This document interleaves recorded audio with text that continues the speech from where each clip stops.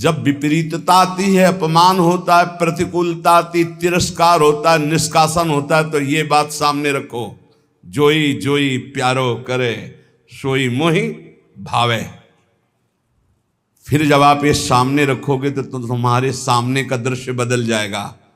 जब प्रश्न का उत्तर दे दोगे तब आएगा भावे मोहि जोई सोई सोई करे प्यारी। भगवत रसिक जी कहते हैं, जो मैं चाहता हूं वैसे केली करते हैं। एक क्षण के लिए नेत्रों से ओझल हो जाऊं तो भगवत भगवत भगवत ऐसे पुकार पड़ते हैं। चूको मत, समर्पण नहीं करोगे तो छीन लेगा काल, काल छीन लेगा। काल के अधीन है देह, ये प्राण काल के अधीन है, नष्ट हो जाएंगे।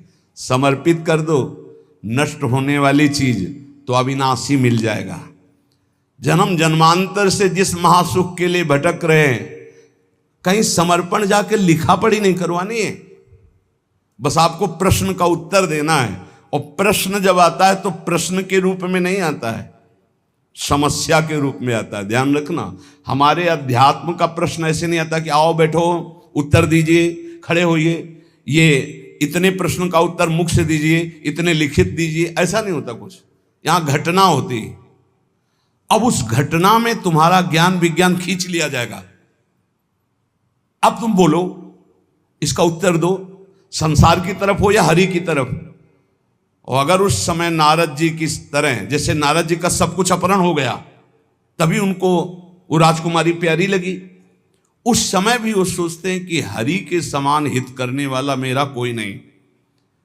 और एकांत में हरि की शरण में होके कहते हैं, जेहि विधि होए नाथ हित मुरा करहु सुबेगी दास में तोरा। बलिहारी है, आचार्य हैं भक्ति के, प्रचंड माया की स्थिति में वो कह रहे हैं, जेहि विधि होए नाथ हित मोरा करहु सुबेगी। क्या बिगड़ा, कुछ नहीं। तिरस्कार, अपमान, निष्कासन, नाना प्रकार की विपरीत परिस्थितियां, उस समय तुम किस पक्ष में हो? इष्ट और गुरु के पक्ष में हो या स्वजन संबंधी व्यवस्था, बैंक बैलेंस, अपनी संपत्ति, अपनी नौकरी, अपना वैभव, क्या किधर हो? ये उत्तर है, उत्तर। और एक सेकंड में कॉपी जांच ली जाती है। आपका उत्तर आया तो उसी क्लास में रहोगे, क्लास से तो नीचे नहीं जाओगे, नामे भक्ता प्रणश्यति, पर ऊपर भी नहीं उठ पाओगे। अभी फिर पढ़ो, फिर आएगी समस्या रूपी प्रश्न। इस मार्ग में प्रश्न के दो स्वरूप हैं, एक भयंकर लुभावना सुहावना, दो भयंकर, एक प्रश्न, एक लुभावना और सुहावना। इतना सुखद जो कभी सोचा था कल्पना में, वो भोगने को मिलेगा। अब उस समय प्रश्न है, वो भोगोगे या प्रभु? अगर आपको है नहीं नहीं नाथ बचाओ बचाओ, प्रभु करुणा में, नहीं नहीं मैं फिसल सकता हूं, प्रभु मुझे बचाओ, तो सच्ची मानिए दृश्य ही गायब हो जाएगा, वो दृश्य ही ले रहेगा लुभावना, वहां हरि मिलेगी पक्का। करऊं सदा तिनके रखवारी, जिमि बालक राखे महतारी। पर हमें लगता है एकांत समय है और भगवान की इच्छा से ही ये सब सुख सामग्री आई, भोगो भाई। सुख सामग्री स्वीकृति, भगवान की स्वीकृति नहीं की तो गए। लुभावना सुहावना प्रश्न और भयंकर प्रश्न, ये दो जीवन में आते हैं। हाथ जोड़कर प्रार्थना है, सौदा बहुत सस्ता है भगवत प्राप्ति का, बस तुमको केवल उत्तर देना है। और रोज ये पढ़ाई ही है, रोज पढ़ाई जा रही है। जो सत्संग है ना, सर्वसंगोपहो है इमाम, समस्त आसक्तियों का त्याग कराकर भगवद आसक्ति प्रदान करने के लिए। इसलिए बहुत ध्यान में रहो, तुम भगवत प्राप्ति के लिए कदम बढ़ा रहे हो, इसलिए सर्वस्व नाश हो जाए पर हम भगवत प्राप्ति नहीं छोड़ेंगे, तो कुछ नाश ही नहीं हुआ। क्योंकि जो नाशवान है वो तो केवल नाटक था माया का, कुछ नष्ट थोड़ी होना है। कुछ नष्ट नहीं होता, कुछ भी, केवल आकृति परिवर्तित होती है। आग आग में, जल जल में, पृथ्वी पृथ्वी में, वायु वायु में, आकाश आकाश में। भगवान का अंश भगवान स्वरूप है। क्या नष्ट हुआ? कुछ नहीं। आपका परम मंगल हो जाएगा यदि आप प्रभु के पक्ष में रहेंगे। उपासक जीवन भर कदम अपने प्रभु के पाले में रखे, उस पाले में न रख दे, पर चूक हो जाती है। अगर आप प्रभु के पाले से कदम न हटाएं तो आपके लिए प्रभु सब कुछ बनने के लिए तैयार है। सच्ची मान लेना, हमारी बात को हृदय से समझ लीजिए। आपको लग रहा है यदि मैं संसार के पक्ष में नहीं हुआ तो नष्ट हो जाऊंगा, और हम कह रहे हैं अगर प्रभु के पक्ष में हो गए तो तुम्हारा संसार भी शाश्वत हो जाएगा, तुमको संसार में भी गोविंद ही नजर आएगा, वही शाश्वत सच्चिदानंद। जैसे रस्सी में सांप भास रहा है तो ना पहले सांप था, ना मध्य में सांप है, ना आखिरी में सांप रहेगा। सांप की जो भावना बनी वो मूल रस्सी में बनी। ऐसे ही ब्रह्म में ही ये संसार है, रस्सी में ही सांप भास रहा है। ऐसे ही श्री कृष्ण में ही ये नानात्व भास रहा है। मत्ता परतरम नान्यत किंचित अस्ति धनंजय, मेरे सिवा हे अर्जुन कुछ नहीं है। ना पहले कुछ था, ना अब कुछ है, ना आगे कुछ है। तो पाला में पैर रख श्री कृष्ण के, मैं आपके पक्ष में हूं। ये बिल्कुल सत्य समझ लीजिए। कभी भी प्रश्न आ सकता है, दिन रात कभी भी आ सकता है। आपको एक बात केवल पकड़नी, हमारा पक्ष प्रभु से है। सब कुछ नष्ट हो जाए, प्रभु को नहीं छोड़ सकते। हम कैसे भी हैं, कुछ नष्ट नहीं होगा, स्वयं प्रभु ही सब कुछ बने हैं, पक्का विश्वास। हमारी चूक हो जाती है भगवान को छोड़कर और मायाकृत वस्तु व्यक्ति स्थान का आश्रय ले लेते, बहुत दूर हो जाते हैं इष्ट और गुरु से। प्यारी जू और प्यारे जू परस्पर एक ही तत्व हैं। आचार्य चरण इस पद की रचना करके एक रुचि, एक दृष्टि, एक प्राण, एक स्वभाव वाले युगल किशोर की आंतरिक भावना का वर्णन कर रहे हैं। और हमारे भाव में शरणागति के सिद्धांत की चरम सीमा, सिद्धांत का भी वर्णन, चरम सीमा, जो अंदर भाव दिए अभी जिसकी चर्चा हुई, और प्रेम का। हमारे प्यारी जू प्यारे जू बोले, प्रीतम किशोरी गोरी रसिक रंगीली जोरी, प्रेम ही के रंग बोरी, शोभा कही जात है। प्यारी जू और प्यारे जू कहने को केवल दो हैं, ये एक ही है। इनकी ऐसी शोभा है कि ध्रुवदास जी कहते हैं कि हमारी वाणी की सामर्थ्य नहीं कि मैं इनकी शोभा का वर्णन कर सकूं। युगल सरकार ऐसे अतुलनीय आनंददाता, ऐसा अद्भुत असीम सौंदर्य, कह रहे प्रेम के ही रंग में डूबी हुई ये जुगल सरकार की प्रीतम और गोरी किशोरी की जोरी। वाणी की सामर्थ्य नहीं कि मैं इनकी शोभा, इनकी महिमा, इनके प्रेम का वर्णन कर सकूं। एक प्राण, एक वैस, एक ही स्वभाव चाओ, एक बात दूनी के मन ही सुहात है। एक कुंज, एक सेज, एक पट ओढ़े बैठे, एक एक बीरी दो खंडी खंडी खात हैं।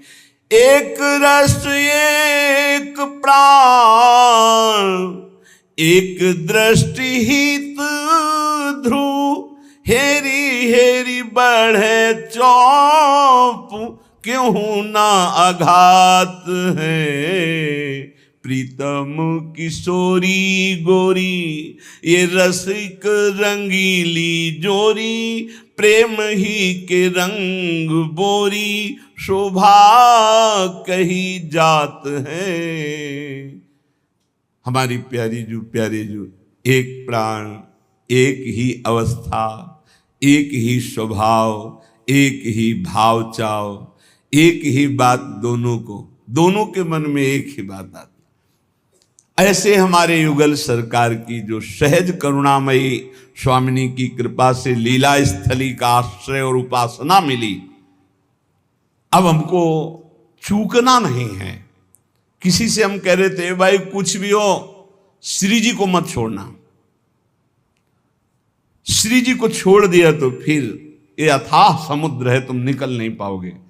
और अंदर से श्री जी को पकड़े रहे तो समुद्र ही नहीं रहेगा, सूखा ही जाएगा। बड़ी करुणामयी श्री जी। श्रीपाद प्रबोधानंद जी महाराज कह रहे, सर्व दुख दशा घोरावरम वृंदावनेस्तु में प्राकृता अप्राकृता शेष विभूतिरपि नान्यतः। दोनों बातें आ गई। प्राकृत अपराकृत कितना भी मुझे लुभायमान किया जाए, मैं कभी प्रिया प्रीतम और वृंदावन को नहीं छोड़ सकता। वही बात आ गई। और सर्व दुखा दशा घोरा, दे दो सारे दुख तुम्हारी सृष्टि में जितने हो। ये भजन बल है, भजन बल। श्री जी का नाम जब जितना करोगे तो तुम भी गर्जना करने दो और दुख दो, पूरी सृष्टि का दुख हमें दे दो, सबको सुखी कर दो। दंत देव जी, प्रभु मुझे इतनी सामर्थ्य दो कि सबके हृदयों में बैठकर दुख मैं भोगूं और सब सुखी हो जाए। ये भगवान के भक्त का विशाल हृदय।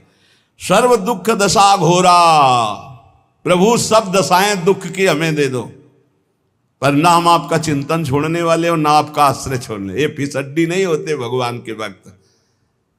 आजकल भक्ति जानते हो कैसे होती? ऐसे पैर रखा जाता भक्ति मार्ग में, आंच ना लगे, अगर आंच लगी तो हटा लिया। ऐसे कभी कोई परमार्थ में नहीं चलता। नारायण अति कठिन हरि मिलन की बाट, या में पग पीछे धरे प्रथम शीश दे काट। ये वीरों का मार्ग है, कायरों का नहीं। इसलिए हिम्मत पक्की। तलवार गले तक आएगी, हार बन जाएगी, वार नहीं कर पाएगी। तलवार और हमारे गले के बीच में नाम है, विश्वास करो, विश्वास। दुखों से डरा कर माया आपको हटा देगी या भुलावे में फंसा कर हटा देगी। तो इस श्लोक में दोनों बातें कह रहे हैं श्रीपाद कि सर्व दुख दशा घोरा, दे दो जितने दुख चाहो, या प्राकृता अप्राकृता शेषा विभूतिरपि नान्यतः। प्राकृत अपाकृत समस्त ऐश्वर्य देखो हमें लुभाकर नहीं लुभायमान होंगे। चाहे दुख दे दो चाहे भोग सामग्री दे दो, दोनों से मैं आपको भूलने वाला नहीं। आपका आश्रय, आपका चिंतन। कुरुवत्यापि महारौद्रम उपद्रवम अनुक्षणम। ये देखो, ये पढ़ाई है, पढ़ लो, फेल नहीं होगे। प्रभु भेजो, ऐसे उपद्रवी को भेजो जो रुद्र रूप रख करके हमारा अपमान करे, हमारी पिटाई करे, हमें गाली दे। कुरुवत्यापि महारौद्र मुपद्रव मनुक्षणम। आप कहोगे काहे को झगड़ा विपत्ति मोल ले रहे हो? नहीं नहीं, पढ़ाकू जो होता है वो ये चाहता है कि हमसे कोई प्रश्न करे और मैं उसका उत्तर दूं। जो पहलवान होता है वो चाहता है कोई मिले, दो दो हाथ करूं, उसकी भुजाओं में फड़कन होती। ऐसे साधक ये चाहता है कि मेरा अपमान हो, मेरी निंदा हो, फिर मुझे कैसा लगेगा। एक संत थे, वो कभी पैसा नहीं लेते थे, पर साल में एक बार पैसा लेते तो फिरोजाबाद जाते थे। पूज्यपाद उड़िया बाबा के वो संगी थे। काय के लिए फिरोजाबाद जाते थे? चूड़ियां पहनने नहीं, चूड़ियां तोड़ने। चूड़ियों की दुकान लगी होती थी। इस एरिया में तो कोई उनको पीट नहीं सकता था क्योंकि पहचान वाले थे। फिरोजाबाद जाते और चूड़ियों की दुकान में खड़े होकर 2-3 लात मारते। तो जो चूड़ियों के ढेर है ना, और पैसा साथ लिए रहते। और जो ये बाबा जी देखा 2-3-4 लात मारे, फिर अरे पागल आदमी चूड़ी तोड़े डालना, मार थप्पड़ मार थप्पड़। 2-4 और दुकान वाले आते, पीटते, थोड़ी देर खड़े रहते, पीटने के बाद अब गाली देते, भगाते, दूर तक भाग के जाते, फिर पीटते। शांत, अंदर पूछते कैसे क्या हालचाल है? बोले ठीक है, कोई परेशानी नहीं। दुकान वाले के पास जाते, बोले भैया कितने की चूड़ी थी? बोले तुम तो पागल जैसे थे। बोले वो हमारा एक काम था, वो हो गया, आपने बढ़िया काम किया। कितनी चूड़ी थी? बड़ी नम्रता और सभ्यता से। तो कहा महाराज गलती हो गई आपको। बोले नहीं नहीं, आप चूड़ी के पैसे और जो एकत्रित करके गए थे, तो अगर 100-500 की चूड़ी होंगी तो 10-5 हज़ार वहीं छोड़ के। वो लोग देखते रहते कि बाबा जी है क्या चीज। अपनी कसौटी के लिए स्वामी अनंग बोधाश्रम स्वामी जी बचपन से दिगंबर और गंगा का सेवन करने वाले, जहां भिक्षा होती वहां जाकर वो दंडता करते, और 2-4 जब चपाटे उनके लगते तो वो अंदर पूछते क्या हाल चाल है, ठीक है। ये सौभाग्य से मिलता है अपमान निंदा। चाहिए आपको सौभाग्य? सौभाग्य से मिलता है अपमान निंदा तिरस्कार विपत्ति संकट। क्यों? इसी में भगवत प्राप्ति होती है, इसी में आपकी भूमिका बदलती है। लेकिन हम ये देखते हैं जब भूमिका बदलने का अवसर आता है वो नीचे धम्म से गिर जाता है।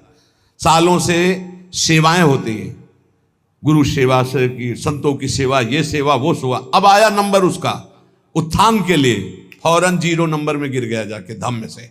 चल फिर पढ़ाई कर, फिर आना, प्रश्न होगा, फिर उत्तर आगे। ए भाई, सबसे प्रार्थना है तुम्हें बहुत जल्दी भगवत प्राप्ति कराने के लिए सत्संग हो रहा है, बस यही बात को तुम्हें पकड़ना है। सच्चा साधु चाहता है कि हमारा अपमान हो, हमारी निंदा हो, तिरस्कार हो, फिर हमें कैसा लगेगा?